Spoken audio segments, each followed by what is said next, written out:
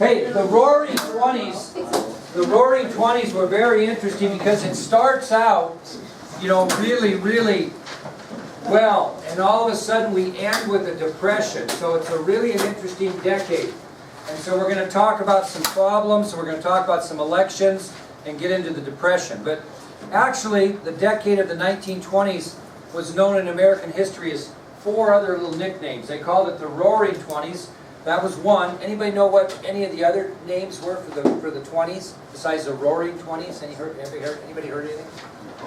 The Jazz Age. Very good. The Jazz Age.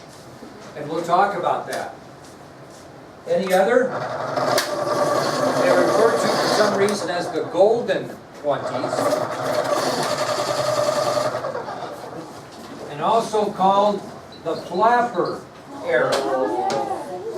What's flapper signify? Well, women. How women kind of came into their own a little bit in the 20s. So the flapper era was based on women. Okay, fellas. So the decade of the 1920s was known in American history as the Roaring Twenties, the Jazz Age, the Flapper Era, and the Golden 20s. Now our first subtopic of this material will be post-war problems after World War I in the United States. There's always a big transition after a war of converting from wartime production or philosophy back to peacetime.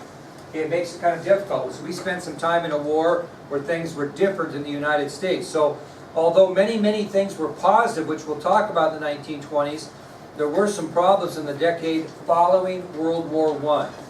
And the biggest adjustment the United States had to make was converting the country from wartime production to peacetime production. And we're talking about the manufacture of goods and factories, etc. So what do you think would happen? What would be the comparison, Shania, between wartime production in the United States as far as making products, manufacturing, factories, etc., compared to peacetime? What's the difference going to be?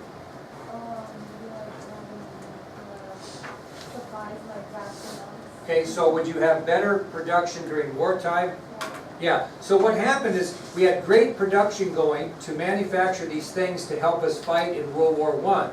And after the war ended, that really slowed down. And then you've got how many, think about this, you have 4.5 million returning veterans coming back to the United States looking for what? Work. And the work slowed down. Okay? So unemployment became an issue.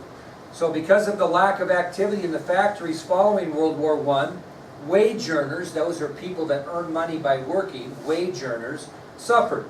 And many of the 4.5 million returning veterans who fought in World War I couldn't find jobs. So now you have, in society, lower wages and higher cost of living. Okay, there's a comparison we got to talk about. So at this time in history, you got lower wages, because there's not that many jobs out there, and so many people are looking for jobs, you can afford to pay them less. But your cost of living is going to go up. Now, any time that anybody negotiates a raise, I'll talk about the teacher business, because that's what I'm in, they always try to compare to the school board, for example, the cost of living is 5% higher. That way we would like our salary 5% higher. Never happens, but that's the comparison you make. And my philosophy is you can get half of that. You've done a pretty good job. Lots of times, especially in Wyoming now where money's starting to be tighter in schools, you might not see any. But they always compare the cost of living to what they want in the raise. Well, if workers are getting low wages and they're having a higher cost of living and they can't afford to live, what are they going to do concerning their bosses? Strike. And this is really prevalent right after World War I, the number of strikes. During 1919, more than 4 million workers were on strike. During 1919, more than 4 million workers in the United States were on strike. And the 3 most notable groups that were on strike were the police force, the coal industry, and the steel industry.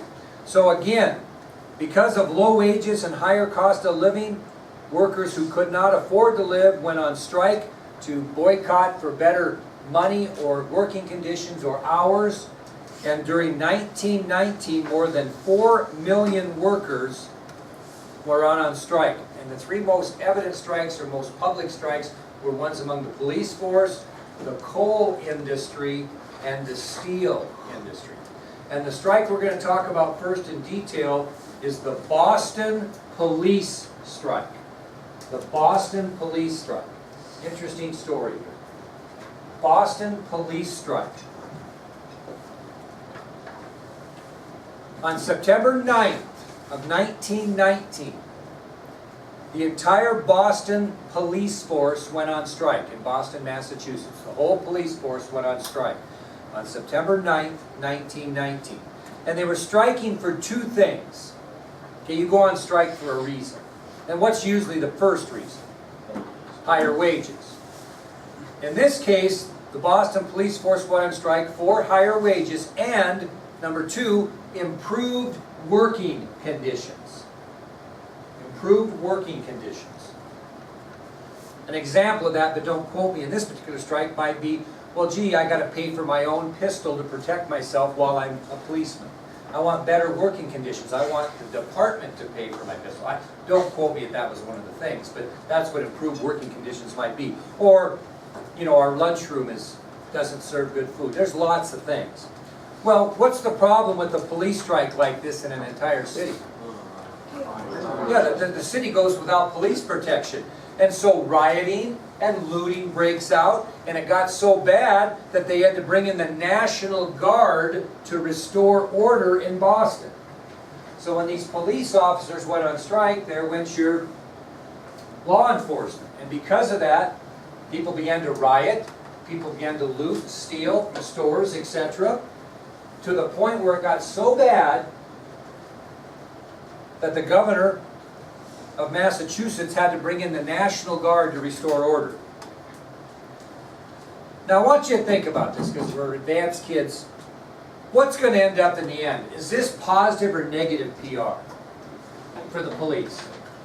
Very negative. I mean, I don't care what their conditions are. People are going, hey, you guys are on strike, people are rioting, you're out of control here. So once the police realized that their strike was not going to produce any positive results, what did they announce they would do?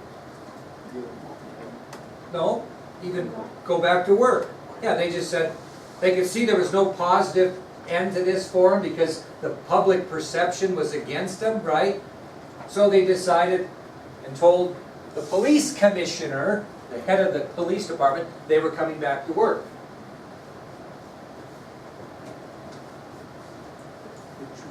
What did the police commissioner tell him? Pound sand. Okay? He refused to allow them to return to work. Matter of fact, he announced that he was simply going to hire a brand new police force. And all you guys went on strike? Too bad. Shouldn't have done that? You're done. We're going to hire new people. Now, you think that guy has enough power maybe to do that himself? Do you think he got a little heat on the deal? So who is he going to want support from to support his decision to basically fire all those police officers and hire new ones? The governor. And the governor at the time is a familiar name, I think, to you, Calvin Coolidge, who would become President of the United States. So Massachusetts Governor Calvin Coolidge, this guy right here, he sided or backed or supported the police commissioner's actions. He supported him. Governor of Massachusetts, Calvin Coolidge. And here's the quote, and I want you to write this quote down. This is what he stated in support of the police commissioner's actions. He said the following, quote, "There is no right to strike against the public safety. There is no right to strike against the public safety by anybody, anywhere, anytime. There is no right to strike against the public safety by anybody, anywhere, anytime." So Coolidge backs the police commissioner and he says, quote, There is no right to strike against the public safety by anybody, anywhere, anytime. And he was probably right. I mean, they put the city in jeopardy by doing that. And because he didn't think that was right, he supported the police commissioner. So the new police officers were hired by the police commissioner, and the stand that Coolidge took was very well received by the people in Boston. They supported that, said, by God, that's right. If those guys are going to walk out and put us in jeopardy, they ought to be fired. We ought to hire new people. So new police officers were hired, and the stand that Governor Coolidge took was well received. And he became very, very popular. So popular that he's going to become the vice presidential nominee for in the election of 1920. Okay? So he gets so much good public support on this, and he gets so much support that he actually is going to earn the vice presidential nomination in the upcoming election of 1920. Okay? Very good move on his part. Okay, that's the first strike. Second strike we had to deal with right after World War I was the coal strike. The coal strike.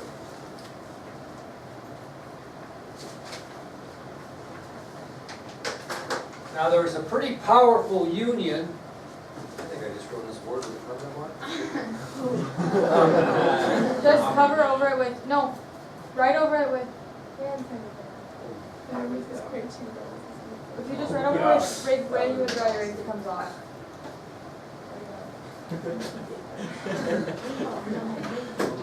Well, we'll talk to Paul tonight. Anyway, on November 1st of 1919, November 1st of 1919,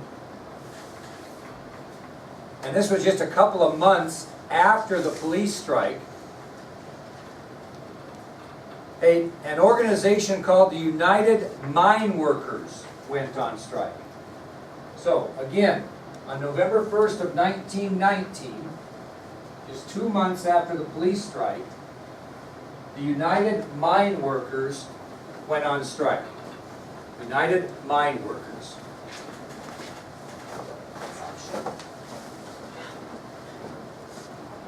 Now, the man that was the president of the United Mine Workers that led this strike, his name was John Lewis. He was the president of the United Mine Workers. And during this strike, the mine workers demanded two things. During this strike led by John Lewis, they demanded two things. First thing, higher wages. The second thing they were on strike for was a shorter work week. Shorter work week.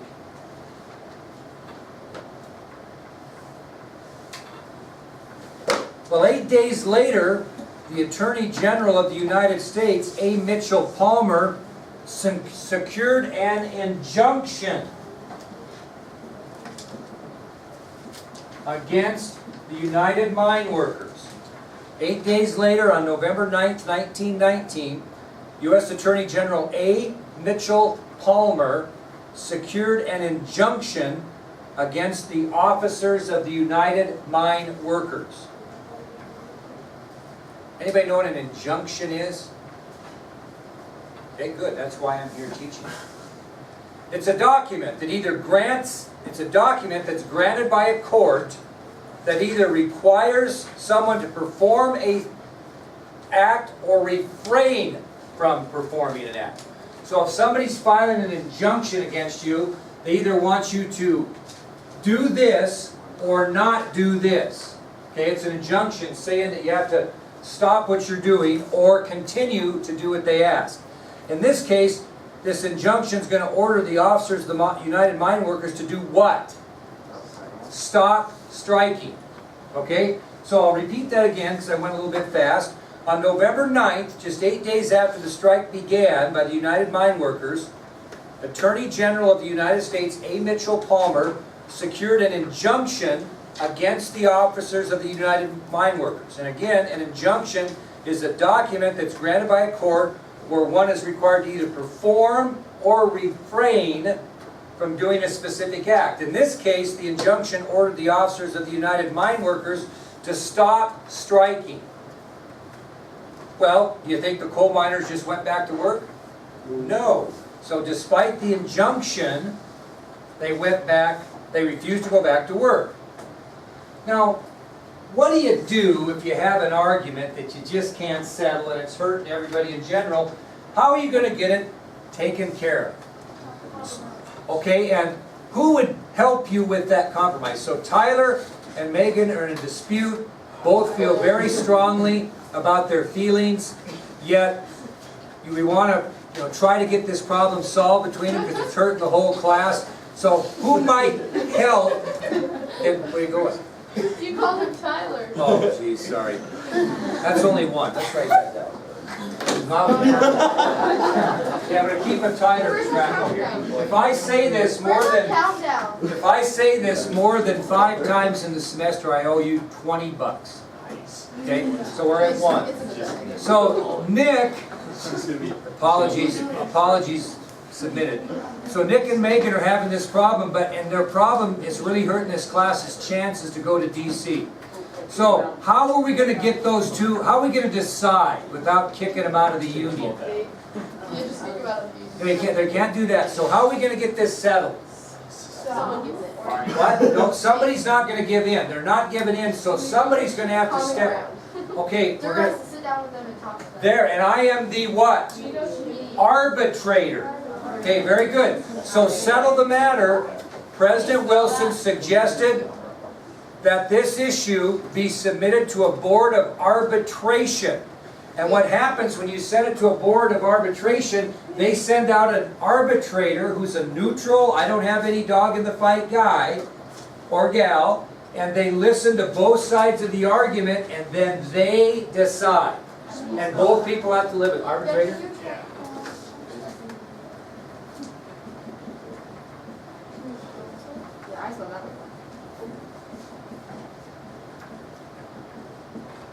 Okay, arbitration.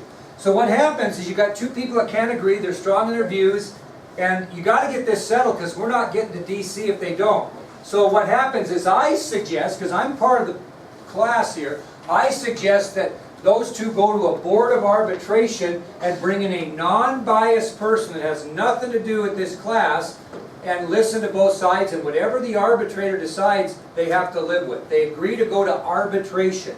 You might go downtown and get the lady that owns the bicycle shop, Larson's Bicycles. She doesn't have any idea what's going on in this class, really. So she would listen to the argument and say, well, we're going to do this. Now, baseball players do this a lot. Professional baseball athletes do this a lot. They get in a salary dispute with the team. Well, doggone it, I signed a 2-year contract at $700,000 a season, and last year I hit 53 home runs, and Johnny Jones hit 50, and he's making $13 million a year. This is baloney. I want to renegotiate. And the team says, no, you had one good year, you might be stinking up. You know, these professional athletes never want to give the money back if they stink it up, by the way. But anyway, so a lot of these baseball salaries go to arbitration. And when they go to arbitration, they bring in a professional arbitrator in, and they listen to both sides, the team and the player, and they look at statistics, and then the arbitrator says, well, you made $700,000 last year. This guy you're comparing yourself to made $15 million. We're going to give you $3.5 million, and you take it. That's how it works. That's what they did here. Is they sent this matter between the United Mine Workers, excuse me, and the coal industry to arbitration. Now, when the Board of Arbitration met and listened, this is what they did. What were they looking for? What were the two things they were looking for? Higher wages. They gave them a 27% wage increase. That's pretty good. What about the shorter work week? They said no. They gave them money instead of less hours. See what they did? And the arbitrator sat in and he settled the coal strike by listening to both sides, because we had to get on with life, and made the decision to give the United Mine Worker employees a 27% wage increase, but they did not reduce the work week. That is compromise. Okay? The third strike we're going to talk about was the steel strike. And this one was really pretty legitimate in my mind. And it occurred on September 22nd of 1919. September 22nd of 1919.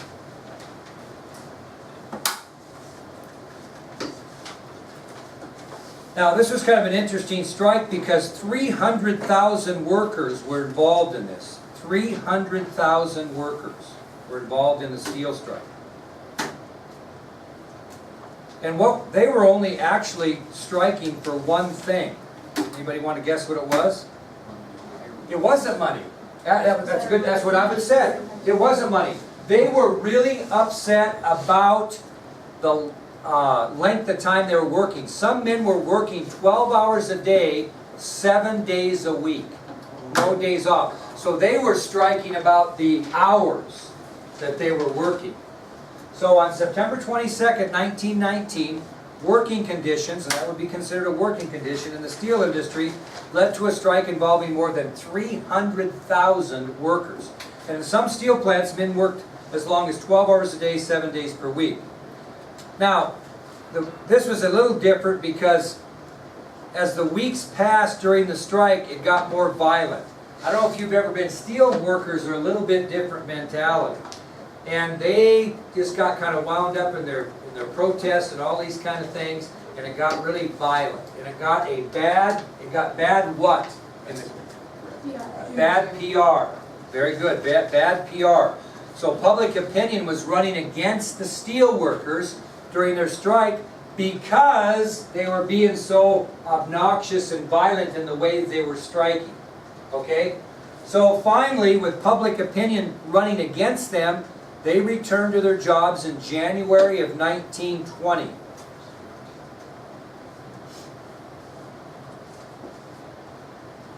Now the steel companies didn't rush themselves, but they did still consider that they were working them too many hours.